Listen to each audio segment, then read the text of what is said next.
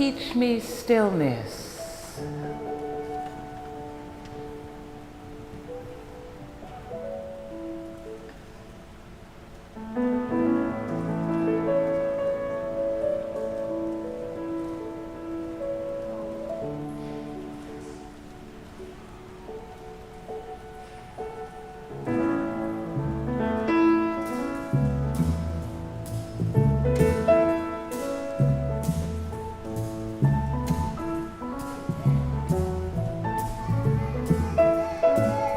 Don't worry about a thing,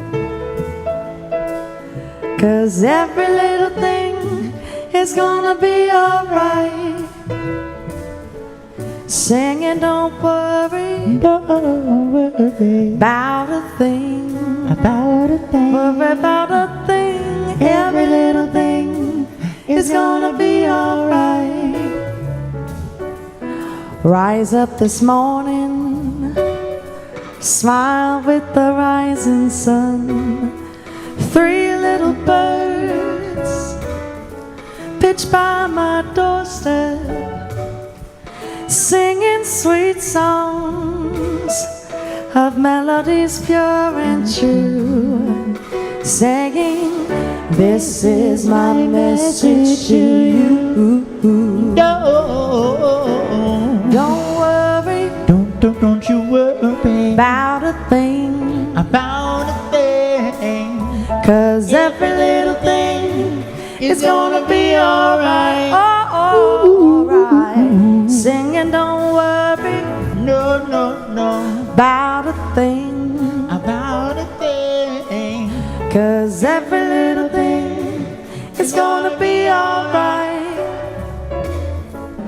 Woke up this morning,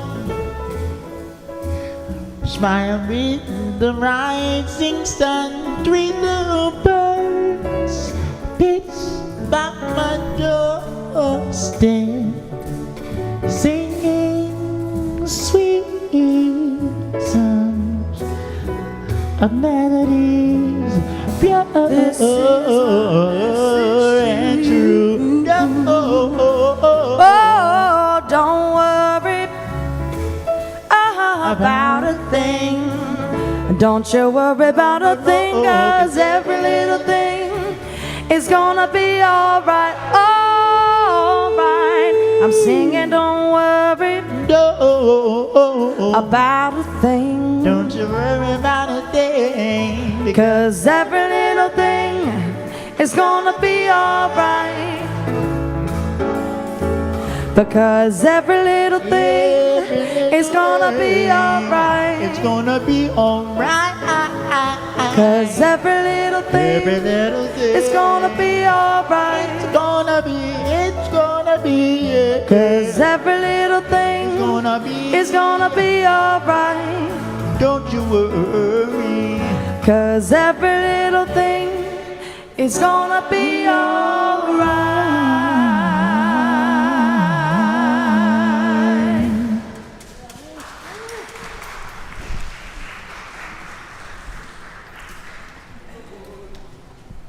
Good afternoon.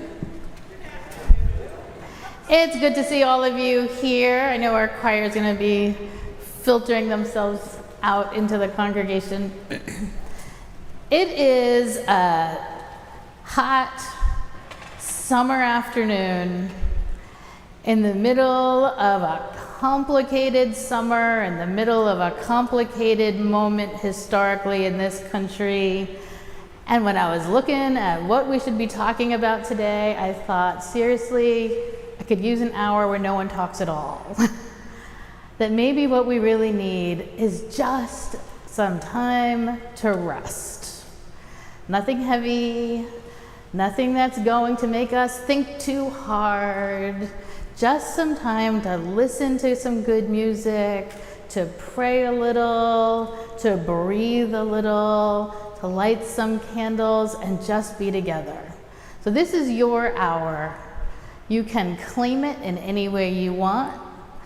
I'll do some talking, there'll be some singing, there'll always be some music, but if what you want is to close your eyes and just breathe, this is your time. Let's all spend this hour getting whatever it is that we need right now.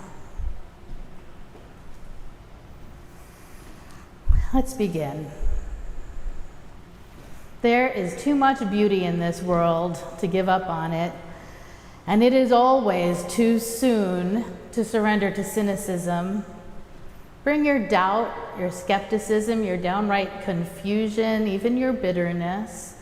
But in the midst of all of these, at the center, wrap your tender fingers around that bright thread of hope. Feel in your heart that steady hunger for something more, the vision we glimpse every day. For this hour, we come to celebrate, to praise, to give thanks, to refuse to give up, and to steady ourselves. Keepers of hope, brave builders of that world which is still possible. Come, let us worship together. Please rise in body or spirit. Let's sing together, "'Tis a gift to be simple." The words for everything are on that one-page program. They're on the other side.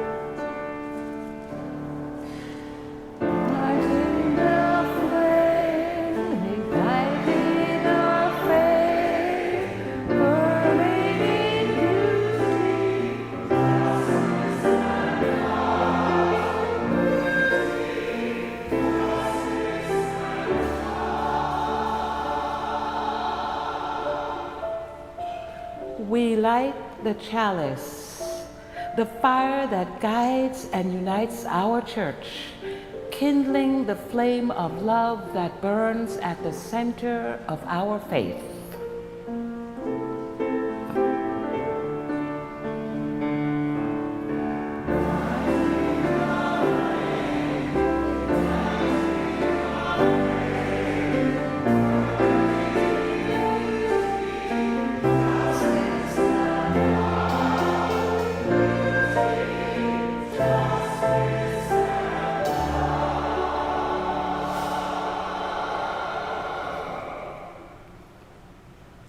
Please join me in reciting our unison affirmation.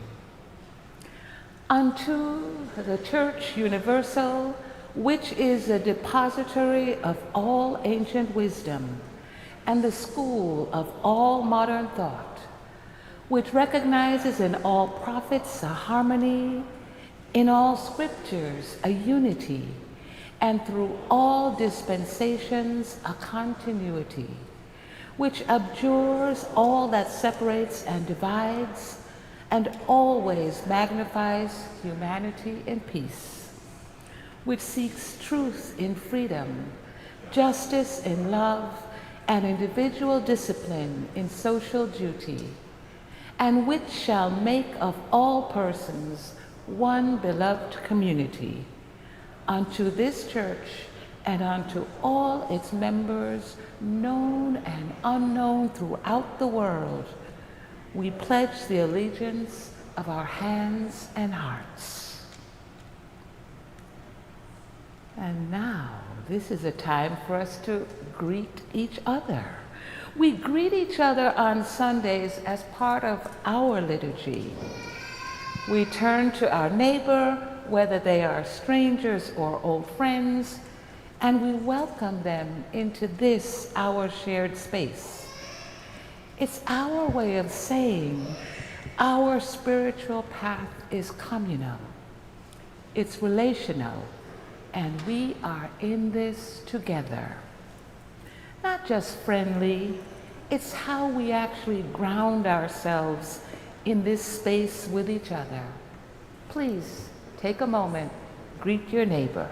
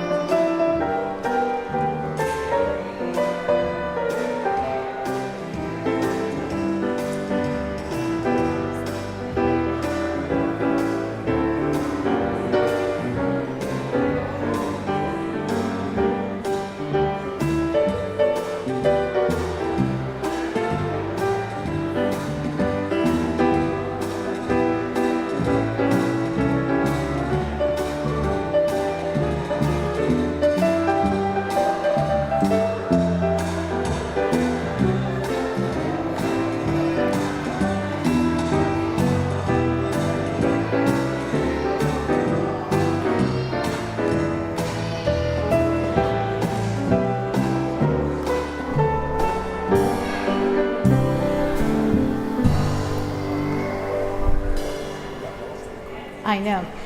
Find your way back to your seats. I love that I'm like, this is your time. You can do what you want. And you're like, we're going to start greet your neighbor whenever we want to. We're just going to get up and talk.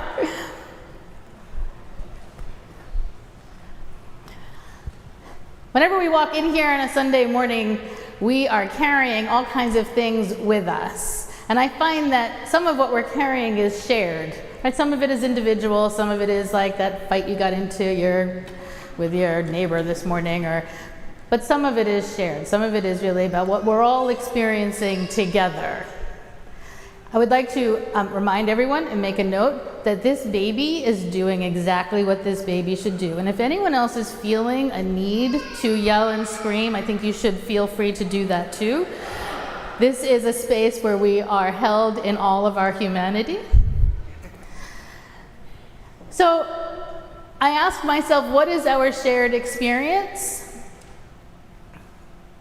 And I think that our shared experience this week is a lot like it was last week. Does the world feel a little chaotic to you? It feels chaotic, it feels dangerous, maybe? Like we're on the edge of something and it's not a good thing. I'm feeling that. I think that's a shared experience. It may also feel like we're waiting for someone to save us. Does anyone else have that? I keep sort of hearing this, like we're looking for like who's gonna stop it, who's gonna call it, who's gonna, right? It feels like there's this shared experience of what's happening is not okay, and we're looking for someone who's going to just make it stop. So I get that. I get that we're walking in here with that.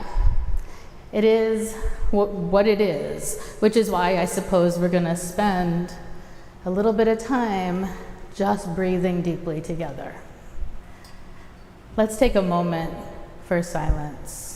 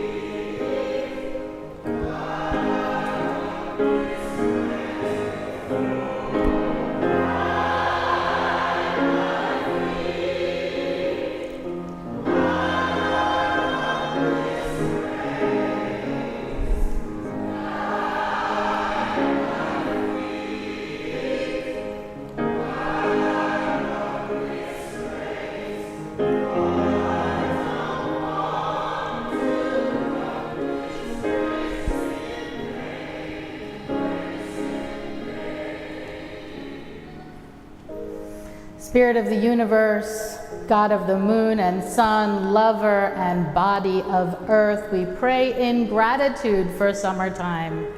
Even with the heat, we see people filling the streets, jumping into local pools, running along the ocean's edge, watching theater in the park, and playing music on city sidewalks. It is a season of fun, and we celebrate the joy of it all.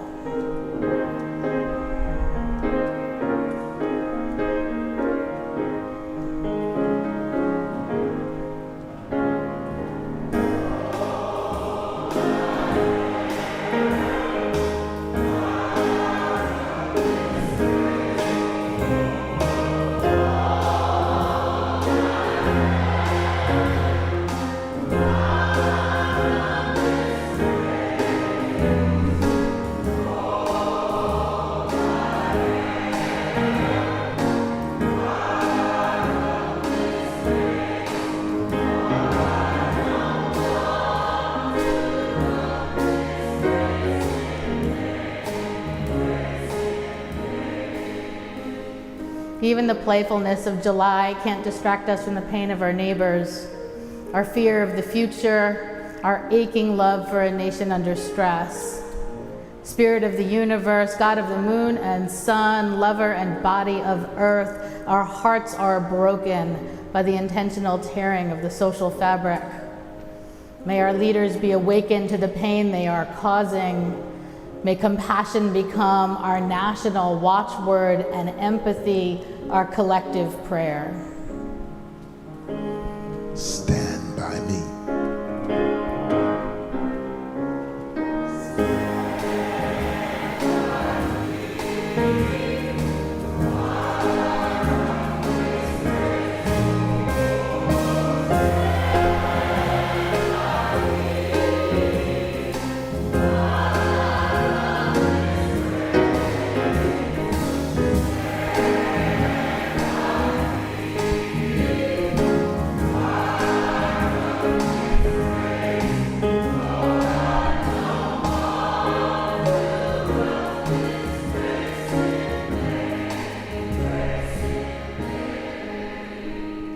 We are holding in love all the people grieving, especially those who lost loved ones in the floodwaters in both Texas and New Jersey.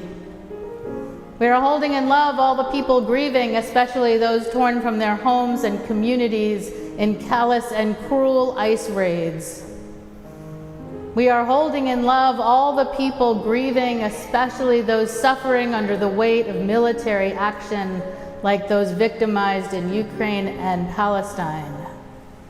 Spirit of the universe, God of the moon and sun, lover and body of earth, wrap yourself around all those who suffer, and may we too become your arms of compassion. Search my heart.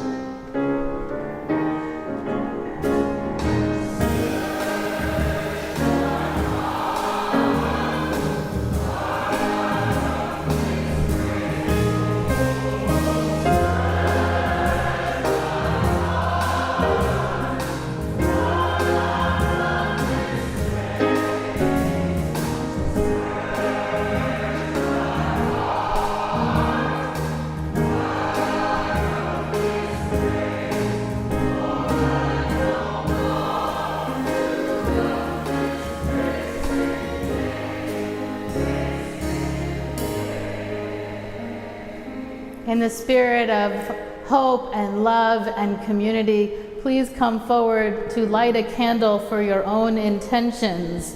We will hold you and the flame in our hearts.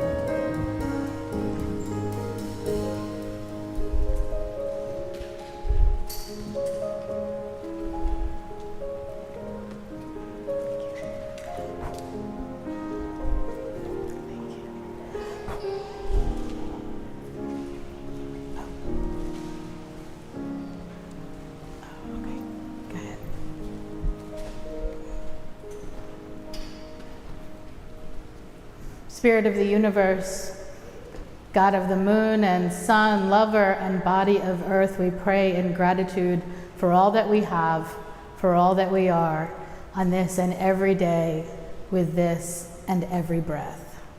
Amen.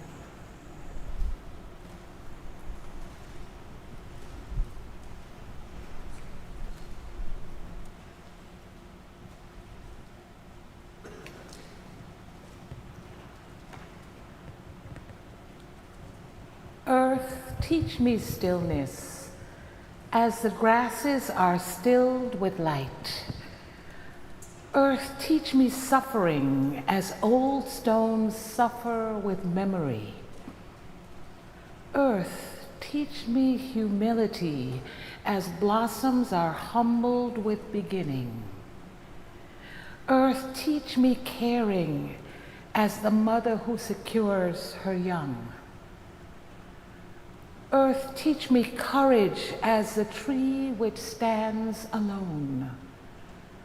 Earth, teach me limitation, as the ant which crawls on the ground. Earth, teach me freedom, as the eagle which soars in the sky. Earth, teach me resignation, as the leaves which die in the fall. Earth, teach me regeneration, as the seed which rises in the spring. Earth, teach me to forget myself, as melted snow forgets its life. And earth, teach me to remember kindness, as dry fields weep in the rain.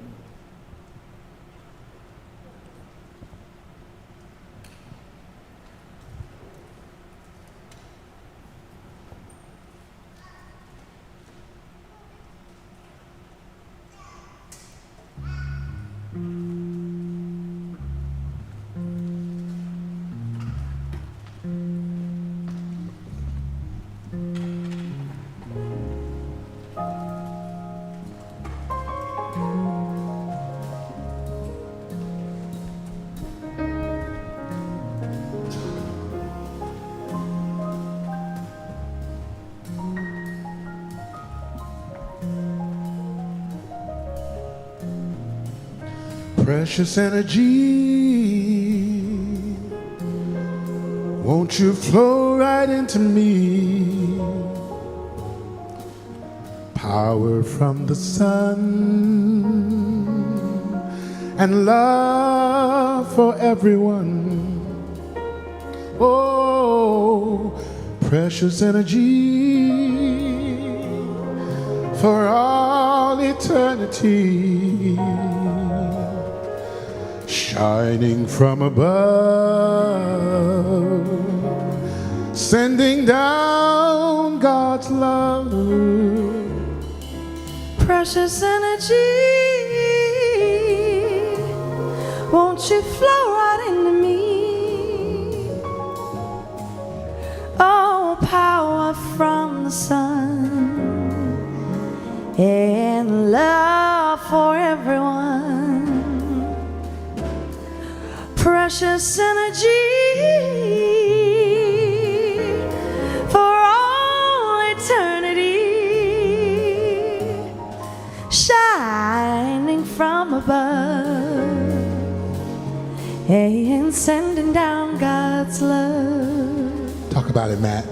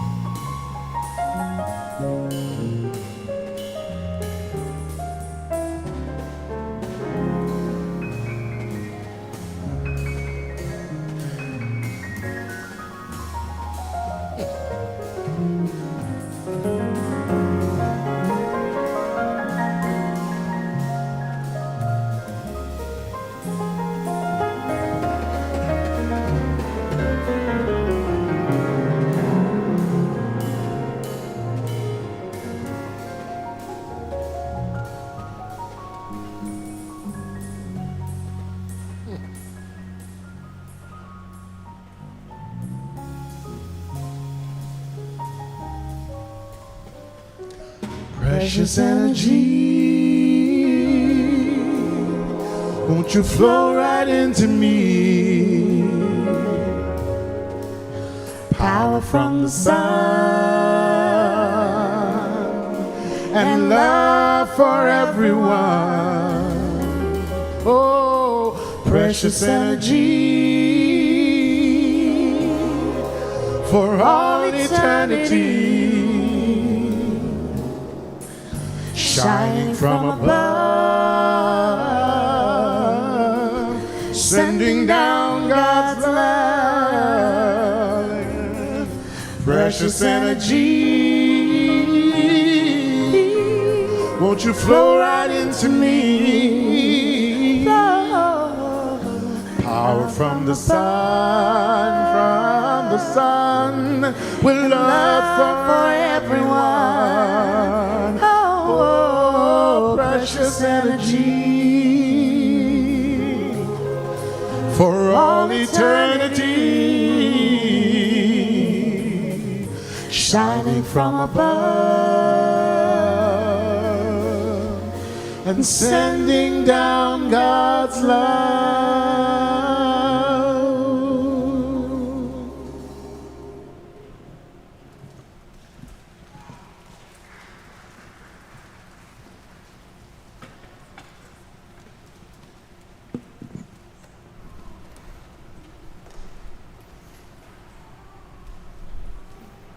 What I'm offering is less a sermon and more a meditation.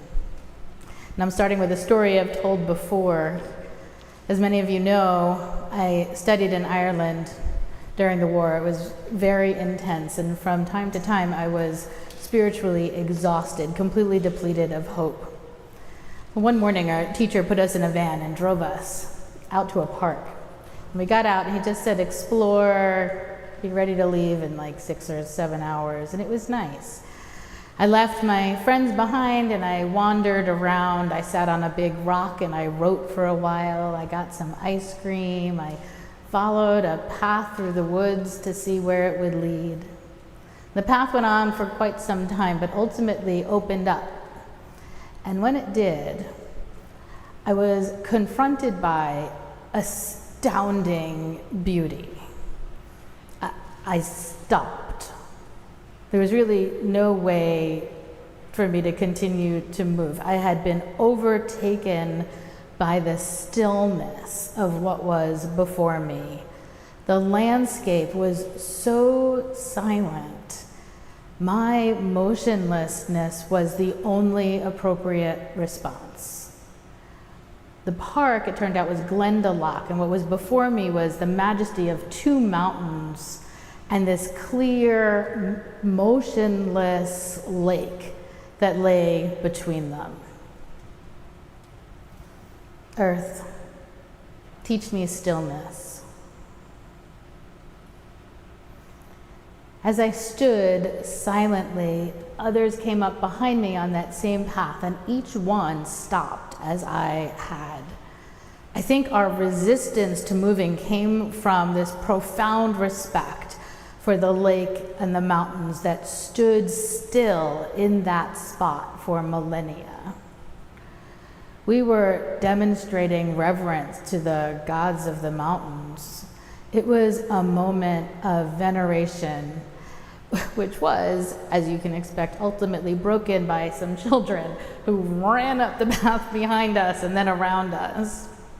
But once it was broken and we all started to move, I sort of made my way closer to the lake and I sat on the sand right before it.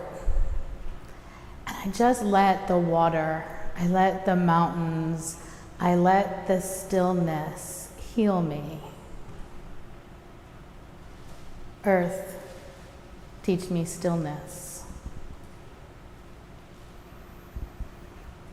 My time living in a war zone was particularly intense, but I've lived in other kinds of war zones. I suspect that we've all had versions of war zones in our lives. Are there places in your life that you feel that way? Places you need to feel like you have to put on your armor before entering? Places you have to be armed and ready? Our planet is a difficult place. I wrestle with this reality, wanting so much for things to be different.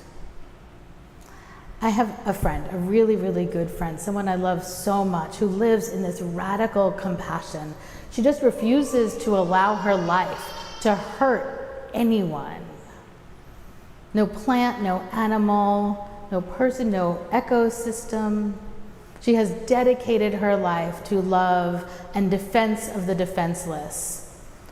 She doesn't eat meat. She doesn't wear any clothing that came from an animal. She doesn't kill bugs or rodents in her home. She's a congregational minister who fights for fair labor laws. She's on the front lines of the move to liberate the people of Gaza.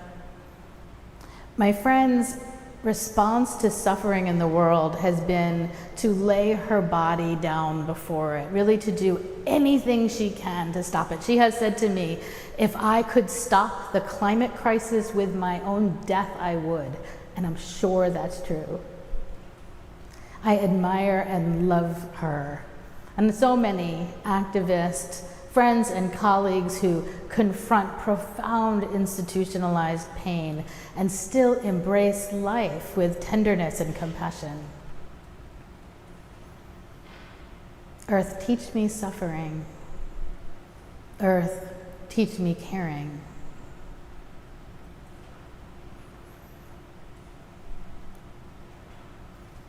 In the face of all that's happening in the world, my concerns, my own personal thoughts can seem small, right? I might worry about money sometimes, but I'm not worried that my child will starve to death as part of a campaign designed for maximum suffering. Humility, by definition, means knowing your proper place. Standing before the mountains in Glendalough, or confronting the suffering on this planet, I am humbled. I know my very small place. Earth, teach me humility as the blossoms are humble with beginning.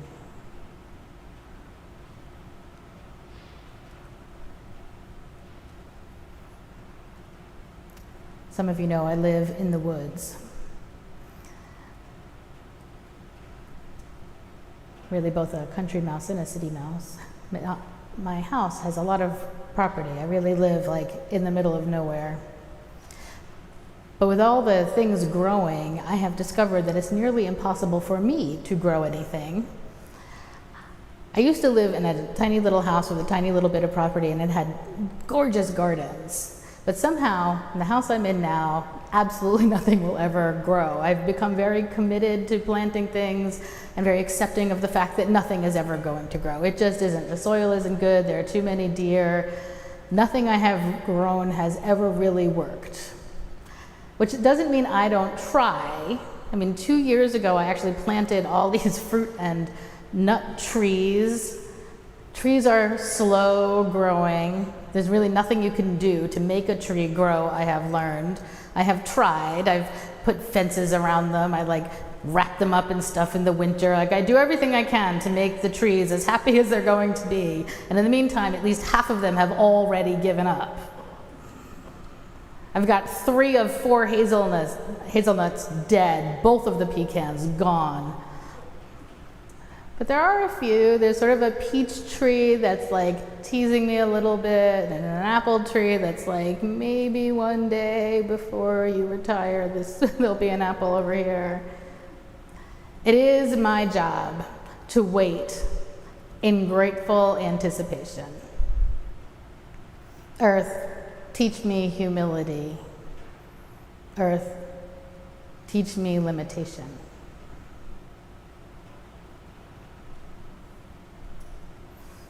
So we planted those trees 2 autumns ago. So this is their second summer, and I worry about them a lot in the winter when the snow and the ice are relentless. I watch out my window and I whisper to myself, spring will come.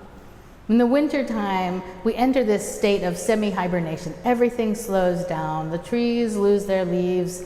Annuals die. Perennials shrink back into the ground. Birds leave town. Squirrels and raccoons and groundhogs make their way into their tiny little beds so that they can just sink in for a long winter's nap. Even the fish snuggle into the mud and wait for the cold to pass. And then the defrosting begins. The birds return, the chipmunks wake up, the ducks are swimming on the pond, the dogwoods bloom, the hyacinths fill the air with sweet perfume. It doesn't matter how difficult the winter was, spring always comes, life always returns. Color and light and new life are never far away, no matter how dreary and cold and dead the winter feels.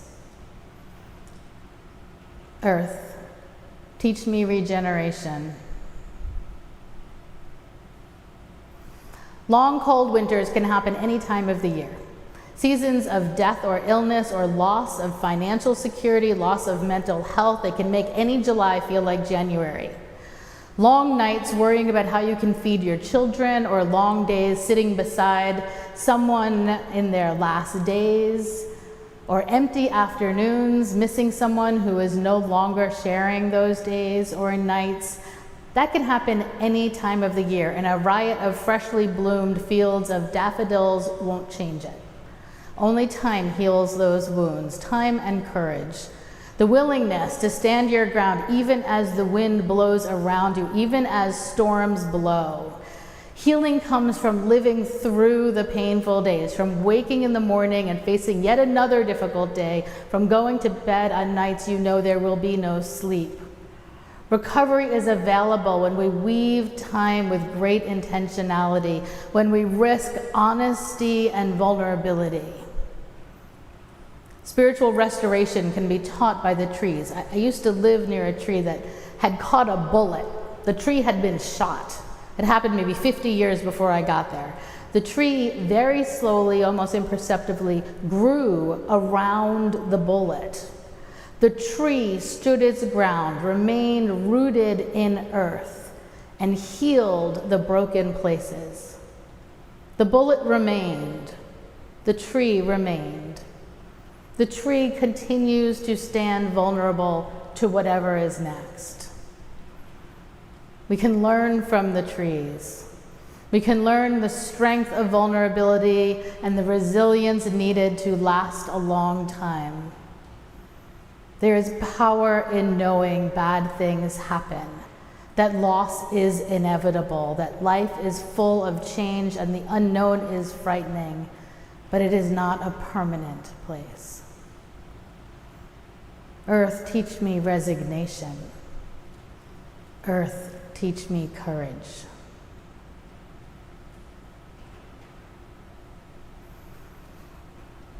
I believe these qualities are all necessary in these difficult days. We seem to be facing some major crises: the hastening erosion of our democracy, systems of slavery hiding behind the criminal justice system, mass deportation to war-torn countries, the intentional elimination of safety nets for the poor, and the exponential increase of carbon in our atmosphere, altering Earth's ability to sustain human life. And that's just a few. We can name even more. If we're going to live well, if we're going to live successfully, if we're going to live joyfully, if we're going to be active, engaged agents of change in these difficult days, we are going to need to know stillness and resignation and courage and regeneration and limitation and suffering and caring and humility. Earth, teach me to remember. And the birds seem so free as they fly above us. They sing on their perches, they leave town in the winter, they return in the summer. They experience a different kind of freedom than we do with earthbound bodies. But birds aren't anarchists. They fly looking for food and materials to build their nests where they can lay eggs and keep their babies safe. They fly to escape predators or to protect their own or to flee an oncoming storm. They experience necessity. They're free to ignore their own needs, as are we, but most of what they do because they have an instinct to survive. But they also have an instinct to help each other. When geese are ready to travel, they find other geese and they fly in a V pattern just to make the trip easier on the group. The one at the front has the hardest job. confronting the winds, navigating the travel. They take turns, each leading the way for a time and each benefiting from the power of being together. And if one goose is having trouble, she will land, and 2 others will follow.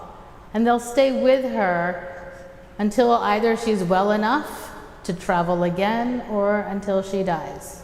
They don't know her, they're just traveling companions, but they stay together in times of difficulty. Earth, teach me freedom. Earth, teach me kindness.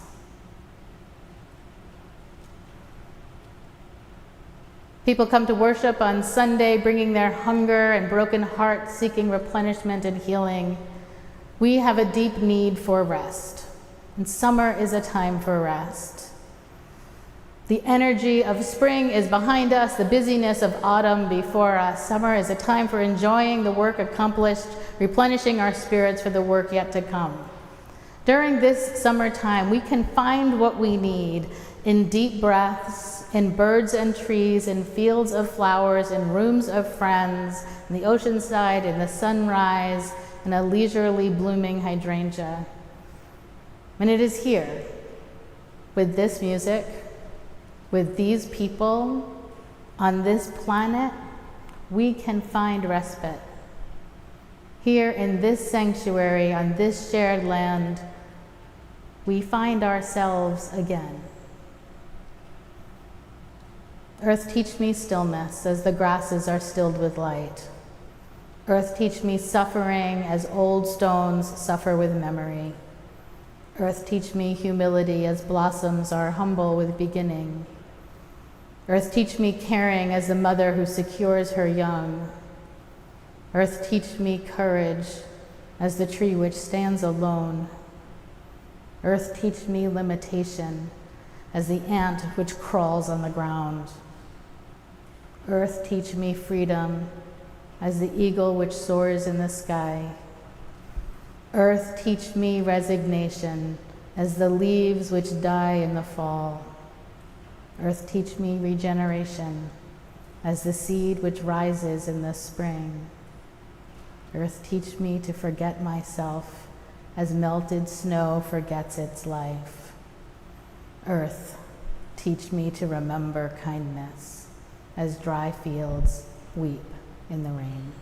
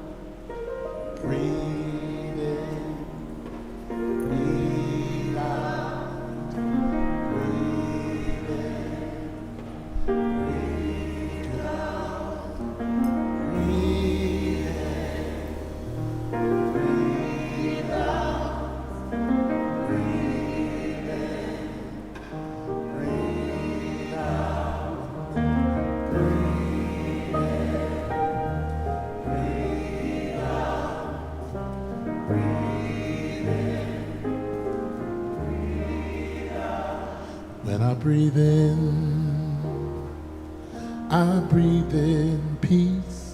When I breathe out, I breathe out love. When I breathe in, I breathe in peace. When I breathe out, I breathe out love. Say, when I breathe in, I breathe in peace.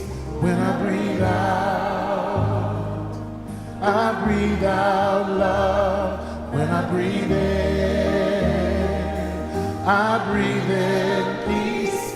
When I breathe out, I breathe out love. When I breathe in, I breathe in peace. When I breathe out, I breathe out love. When I breathe in, I breathe in peace. When I breathe out, I breathe out. Breathe in, breathe out, breathe in, breathe out. When I breathe in, breathe out, breathe in, breathe out, breathe in, breathe out, breathe in. When I breathe in, I breathe in peace. When I breathe out, I breathe out love. When I breathe in, I breathe in peace. When I breathe out, I breathe out love. When I breathe in, I breathe in peace. When I breathe out, I breathe out love.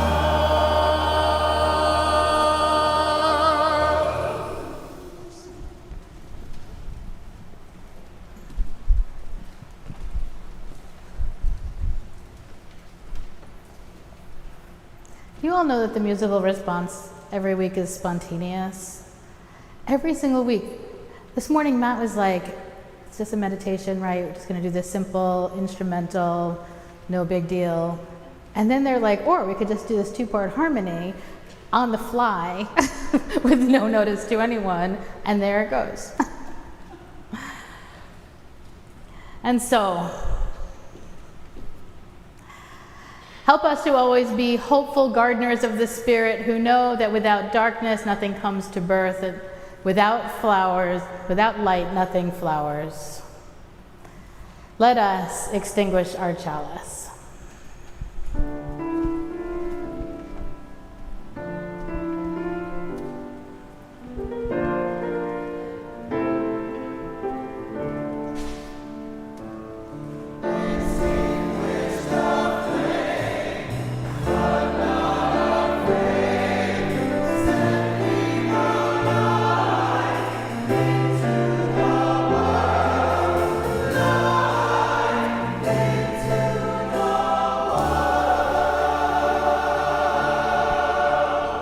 We send our light into the world where healing and hope are needed.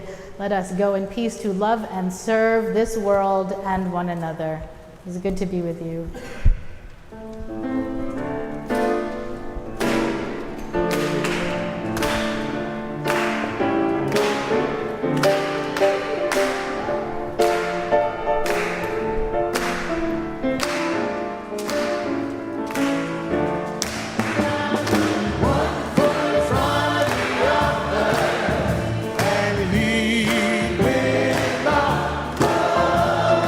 One foot in front of the other.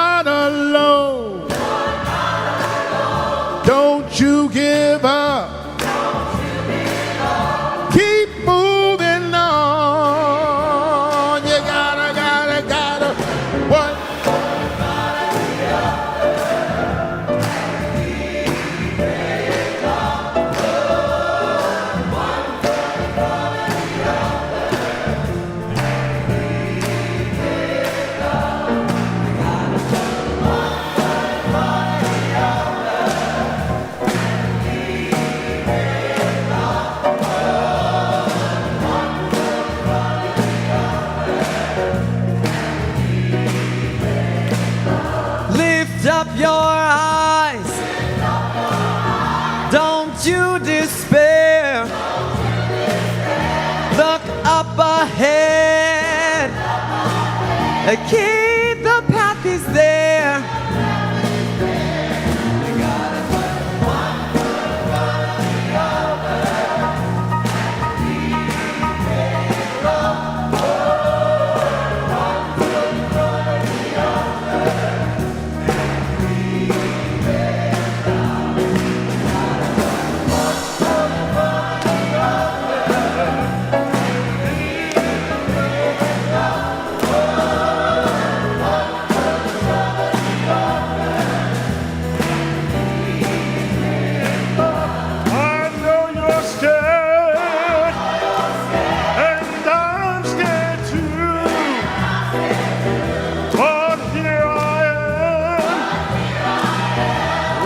Next to you.